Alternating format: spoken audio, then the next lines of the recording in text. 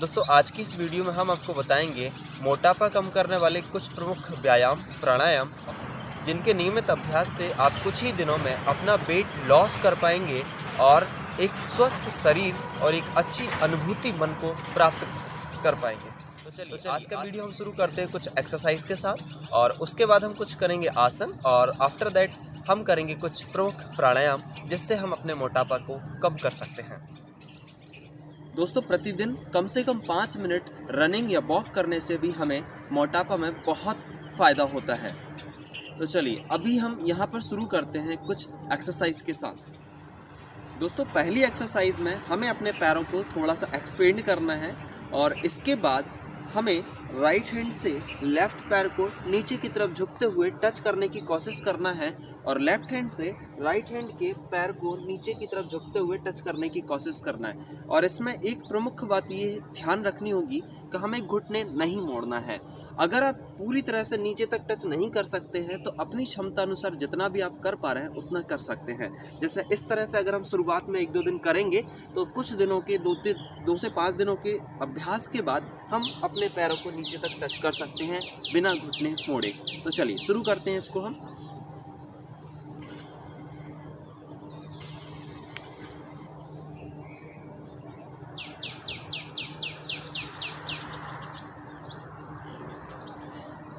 इस तरह से हम 2 से 3 मिनट और 5 मिनट तक इसका अभ्यास कर सकते हैं।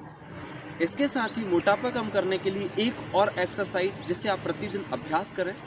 सबसे पहले बैकबोन सीधी करेंगे, अपना पोस्चर सीधा करके एकदम सीधे खड़े हों और जैसे आप हाथों को ऊपर लेके जाएंगे अपने पैरों को बाहर की तरफ फैलाना है और कुछ इस तरीके से हम इसका अभ्यास करेंगे।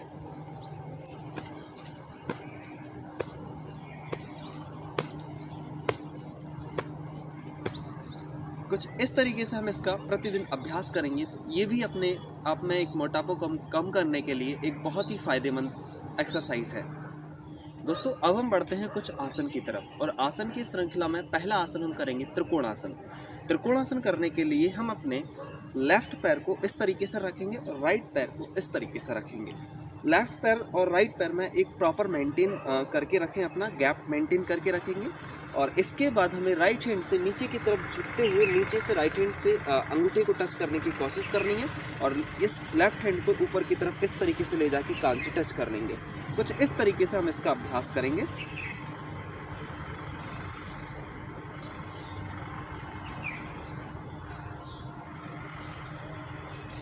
और वापस कुछ सेकंड्स के पश्चात हम वापस आ जाएंगे और इसमें एक प्रमुख बात ये याद रखेंगे कि हमें अपना घुटना मोड़ना नहीं है। जब हम इस पोजीशन में जाएंगे तो हमें अपने घुटने को मोड़ना नहीं है। सिमिलरली हम इसको लेफ़्ट पैर से भी इसी तरह से करेंगे। ये आगे की तरफ होगा लंबवत और ये क्षैतिज में होगा हॉरिजॉन्टल। तो इसको भी हम हाथ को आगे ले जाते हुए और लेफ़्ट हैंड को नीचे की तरफ लाते हुए इस तरीके से इस पोजीशन में आ जाएंगे और कुछ समय के बाद वापस अपनी पोजीशन में जाएंगे। तो इसको राइट और लेफ़्ट 5 से 6 बार हम प्रतिदिन अभ्यास कर सकते हैं। दोस्तों अब हम बैठकर 1-2 एक्सरसाइज इसमें शामिल करेंगे और इस तरीके से हम बैठ जाएंगे, पैर आगे की तरफ फैलाकर और पीछे अपनी बैकबोन पीठ को सीधा रखने की कोशिश करेंगे अपनी क्षमता अनुसार। इसमें हमें अब आगे एक्सरसाइज में क्या करना है तो आगे की तरफ राइट हैंड से लेफ़्ट पैर के अंगूठे को टच करने की कोशिश करना है और लेफ़्ट हैंड से राइट पैर के अंगूठे को टच करने की कोशिश करना है और जो आपका हाथ पीछे की तरफ जाएगा गर्दन को आराम से पीछे की तरफ ले जाके इस तरीके से हथेली के बैक को देखना है। तो इसका कुछ हम इस तरीके से अभ्यास करेंगे।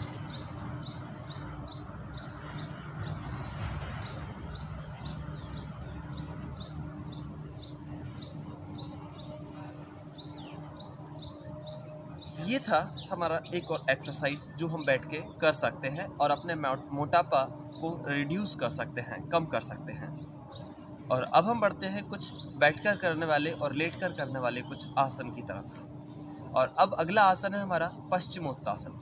पश्चिमोत्तासन करने के लिए हम अपनी इसी स्थिति में बैठ जाएंगे, पैरों को आगे की तरफ फैला के और दोनों पंजों को आपस में चिपका के मिला लेंगे और इसके बाद हमें अपने हाथों को आगे की तरफ ले जाके अपने कमर से ऊपर वाले धड़ को घुटनों की तरफ ले जाना है, सिर को नीचे घुटनों से मिलाने की कोशिश करते हैं। याद रखिएगा, स्टार्टिंग में ये आपका सर घुटनों से नहीं मिलेगा। कुछ दिनों के नियमित अभ्यास से आप इसको बहुत अच्छे तरीके से कर पाएंगे। तो चलिए आइए देखते हैं हम इसको किस तरीके से करेंगे। श्वास को छोड़ते हुए आगे की तरफ झुकेंगे और कुछ समय, कुछ सेकंड्स के बाद आप वापस अपनी पोजीशन में जाएंगे। तो इसको आप कुछ 5 से 10 बार प्रयास करें। और अगर आप ज़्यादा नीचे तक नहीं जा पाते हैं तो इतना करके भी आप इसे कुछ 10 से 15 बार अभ्यास करके अपना सिर कुछ दिनों में नीचे तक टच कर सकते हैं। इस तरीके से ये है हमारा पश्चिमोत्तासन। ये भी बहुत लाभकारी है मोटापा कम करने के लिए। इसमें एक प्रमुख सावधानी ये रखेंगे कि गर्भवती महिलाएं इस आसन को ना करें। तत्पश्चात हम करेंगे चक्की चलासन का अभ्यास।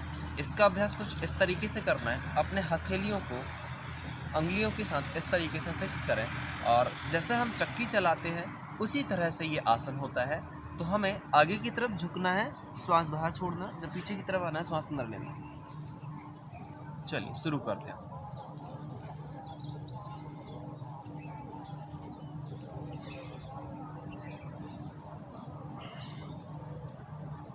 थोड़ा ताकत के साथ करेंगे, जिस तरीके से चक्की चलाने में ताकत लगाते हैं उस तरीके से, और जस्ट इसका उल्टा भी चलाएं।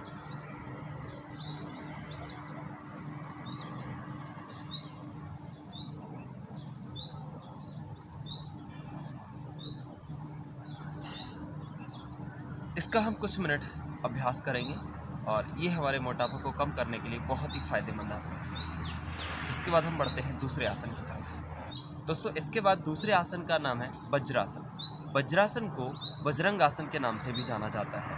बजरंग आसन या वज्रासन करने से हमें मोटापा में बहुत फ़ायदा मिलता है और इसका अगर प्रतिदिन अभ्यास आप खाना खाने के बाद 2 से 5 मिनट करते हैं तब तो इसका और भी ज़बरदस्त फ़ायदा देखने को मिलता है। तो चलिए हम करते हैं वज्रासन। किस तरीके से हमें इसे करना होगा। तो सबसे पहले हम जो है अपने पैरों को इस तरीके से बैठेंगे, कुछ पैरों को इस तरीके से बैठ जाएंगे और इसके बाद हम इस तरीके से अपने दोनों पैरों पर बैठ जाएंगे और अंगूठे से अंगूठा मिला हुआ होगा और अपने दोनों एड़ियों को बाहर की तरफ रखेंगे। दोनों एड़ियों को बाहर की तरफ निकली होंगी और दोनों अंगूठे मिले होंगे और आगे से दोनों घुटने भी मिले होंगे। बैकबोन सीधा रखेंगे, पीठ की हड्डी सीधी होनी चाहिए और दोनों हाथों को इस तरीके से हम रख लेंगे। ये हम वज्रासन की स्थिति में हैं और वज्रासन में इस तरीके से हम 2 से 3 मिनट बैठ के इसका अभ्यास कर सकते हैं। अभ्यास खाना खाने के बाद 2 से 5 मिनट करने से बहुत ज़बरदस्त फ़ायदा देखने को मिलता है। इससे डाइजेशन प्रोसेस तेज़ होती है, पाचन क्रिया तेज़ होती है, जिससे कि हमें पेट की कई सारी बीमारियों में और मोटापा कम करने में बहुत फ़ायदा मिलता है। दोस्तों, इसके बाद हम करेंगे हलासन का अभ्यास।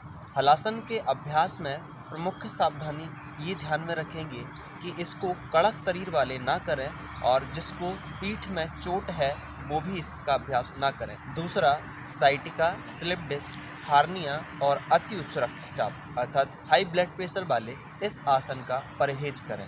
तो चलिए आइए शुरू करते हैं, इसको हम किस तरीके से अभ्यास में ला सकते हैं।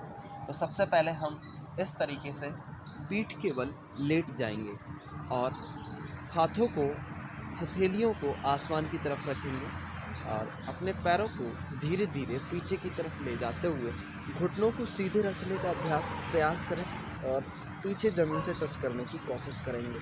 कुछ दिनों के अभ्यास में आप इसको बहुत बेहतर तरीके से कर पाएंगे और शुरुआत में आप अपनी क्षमता अनुसार कर सकते हैं। कुछ 15 से 20 सेकंड के अभ्यास के बाद आप वापस पुनः श्वास छोड़ते हुए बाहर नीचे की तरफ आ जाएंगे और इसको पुनः 1-2 बार दोहरा सकते हैं। इसके बाद दूसरे आसन का नाम है विपरीत करणी आसन। विपरीत करणी आसन के अभ्यास में प्रमुख सावधानी ध्यान में रखेंगे। इस आसन को करते समय स्लिप डिस्क, हृदय रोगी और हाई ब्लड प्रेशर वाले क्रमशः धीरे धीरे योग चिकित्सक के दिशा निर्देशन में ही करें। तो विपरीत करणी आसन करने के लिए सबसे पहले आप पीठ के बल इस तरीके से लेट जाएंगे, अपने हथेलियों को आसमान की तरफ रखेंगे और कुछ सेकंड्स के रिलैक्स के बाद अपने पैरों को ऊपर उठाते हुए कमर पर इस तरीके से सपोर्ट देते हुए पैरों को सीधा रखने की कोशिश करें और इस पोजीशन में अपने आप को रखें। यह स्थिति है विपरीत करणी आसन। श्वास रिलैक्स रखें और कुछ सेकंड्स के अभ्यास के बाद धीरे धीरे पुनः स्थिति में आ जाए। एकदम झटके से ना छोड़ें, अन्यथा कमर में दर्द या कमर में चोट लग सकती है। इसके बाद हम अभ्यास करेंगे सर्वांगासन का। सर्वांगासन भी कुछ विपरीत करणी आसन की तरह ही है। इसमें भी वही सावधानियां हैं। सर्वाइकल, स्लिप डिस्क, हृदय रोगी और हाई ब्लड प्रेशर वाले इसका परहेज करें या एक योगा टीचर के दिशा निर्देशन में ही करें। तो चलिए देखते हैं इसको हम किस तरीके से अभ्यास में ला सकते हैं। तो सबसे पहले इसको करने के लिए भी हम पीठ के बल इस तरह से लेट जाएंगे और अपने दोनों हथेलियों को ऊपर की तरफ रखते हुए कुछ सेकंड्स के रिलैक्स के बाद अपने दोनों पैरों को ऊपर की तरफ ले जाते हुए इस तरह से पहले विपरीत करणी आसन में आएंगे। इसके बाद थोड़ा सा और ऊपर पैरों को उठाते हुए लंबवत स्थिति में लाते हुए इस तरह से अपने ठुड्डी को सीने से चिपका लेंगे और इस स्थिति में अपने आप को बना के रखेंगे। सीधा जितना हो सके कोशिश करें। ये है सर्वांगासन। धीरे धीरे नीचे की तरफ आ जाएं, झटके से ना छोड़ें, अन्यथा कमर में चोट लग सकती है। इन आसनों और एक्सरसाइज के अभ्यास से आप अपने मोटापा को काफ़ी हद तक कम कर सकते हैं। और चलिए अब हम देखते हैं कुछ प्रमुख प्राणायाम जिसके नियमित अभ्यास से हम अपने मोटापा को कम कर सकते हैं। तो पहले प्राणायाम की तरफ हम बढ़ते हैं। पहला प्राणायाम कपालभाति प्राणायाम। इस प्राणायाम को करते समय प्रमुख सावधानी ये रखें कि मोतियाबिंद अर्थात नेत्र रोगी और अगर आपको कान में किसी भी तरह की प्रॉब्लम है तो आप इस आसन को ना करें या योग चिकित्सक के दिशा निर्देशन में ही करें। दूसरा, हाई ब्लड प्रेशर, हृदय रोगी और चक्कर आने की स्थिति में भी इसे विशेष दिशा निर्देशन में ही करें। तो चलिए देखते हैं हम कपालभाति में किस तरह से हम इसका अभ्यास करेंगे। कपालभाति प्राणायाम करने के लिए हमें श्वास को बाहर की तरफ छोड़ना है और अंदर हमें श्वास नहीं लेना है। अंदर प्राकृतिक तौर पर जो श्वास अंदर जा रही है केवल वही श्वास अंदर जाएगी और हमें अंदर की तरफ सांस नहीं लेना है, केवल हमें बाहर श्वास छोड़ना है। अंदर अपने आप जाएगी प्राकृतिक तरीके से। तो चलिए इसका अभ्यास करते हैं हम।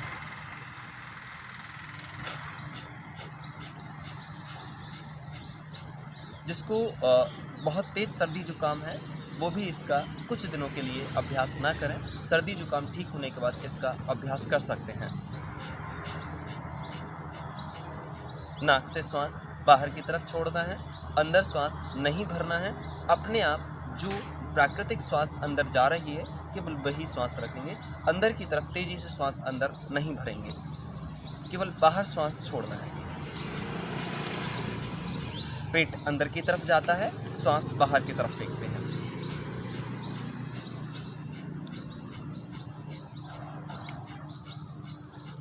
शुरुआत में 1 या 2 मिनट ही करें और धीरे धीरे इसको अभ्यास में लेकर 5, 10 और 15 मिनट तक इस प्राणायाम को आप अभ्यास करें। जितना ज़्यादा इस प्राणायाम का अभ्यास करेंगे मोटापा में उतने जल्दी और उतना ज़्यादा आपको रिलीफ मिलेगा। तो ये था कपालभाति प्राणायाम। और इसके बाद दूसरे प्रमुख प्राणायाम की तरफ हम बढ़ते हैं। दूसरे प्राणायाम का नाम है भस्त्रिका प्राणायाम। भस्त्रिका प्राणायाम भी कुछ हद तक कपालभाति प्राणायाम की तरह ही है। कपालभाति प्राणायाम से भस्त्रिका प्राणायाम में अंतर ये है कि भस्त्रिका प्राणायाम में हम श्वास बाहर भी छोड़ते हैं और श्वास को अंदर भी लेते हैं उसी तीव्रता के साथ। भस्त्रिका प्राणायाम में भी प्रमुख सावधानी याद रखें, उच्च रक्तचाप और हाई ब्लड प्रेशर वाले इसका परहेज करें या एक विशेष योग चिकित्सक के दिशा निर्देशन में ही इसका अभ्यास करें। तो दोस्तों, भस्त्रिका प्राणायाम करने के लिए हमें श्वास को बाहर भी छोड़ना है और अंदर भी लेना है उसी तीव्रता के साथ। पेट अंदर बाहर होगा इस प्राणायाम का अभ्यास करते समय। तो कुछ इस तरीके से हम इसका अभ्यास करेंगे। श्वास बाहर भी छोड़ेंगे, श्वास अंदर भी लेंगे उसी तीव्रता के साथ, सेम तीव्रता के साथ।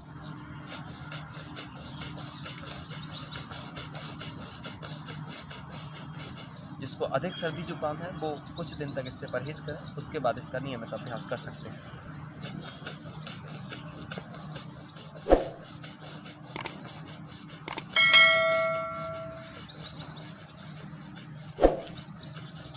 शुरुआत में आप इसको 1 से 2 मिनट भी कर सकते हैं और कुछ दिनों के अभ्यास से आप इसको 5, 10 और 15 मिनट के अभ्यास में लेके आएँ। तो दोस्तों, मोटापा कम करने के लिए ये 2 प्राणायाम, कपालभाति प्राणायाम और भस्त्रिका प्राणायाम, बहुत ही प्रभावकारी, बहुत ही लाभदायक हैं। आप इन्हीं दोनों प्राणायाम को भी नियमित अभ्यास में लाकर अपने मोटापे को काफ़ी हद तक कम कर सकते हैं। तो फ्रेंड्स, आज का हमारा वीडियो आपको कैसा लगा हमें कमेंट करके ज़रूर बताएं। और आज हमने जो भी आपको आसन प्राणायाम बताए हैं उसमें अगर आपको किसी भी तरह का कोई भी प्रश्न है तो बेहिचक हमसे कमेंट बॉक्स में अपना प्रश्न पूछ सकते हैं और अपना डाउट क्लियर कर सकते हैं।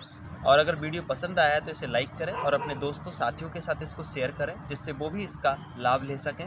और इसी तरह के ज़बरदस्त वीडियोस के लिए हमारे YouTube चैनल को सब्सक्राइब कर लें, जिससे समय पर आपको सभी वीडियोस की नोटिफिकेशन मिलते रहें। आप सभी के सपोर्ट और स्नेह के लिए और हमारे इस वीडियोस को लाइक, शेयर, सब्सक्राइब करने के लिए, अंत तक इस वीडियो को देखने के लिए और हमारे साथ जुड़े रहने के लिए आप सभी का हृदय की गहराइयों से प्रेमपूर्वक बहुत बहुत धन्यवाद।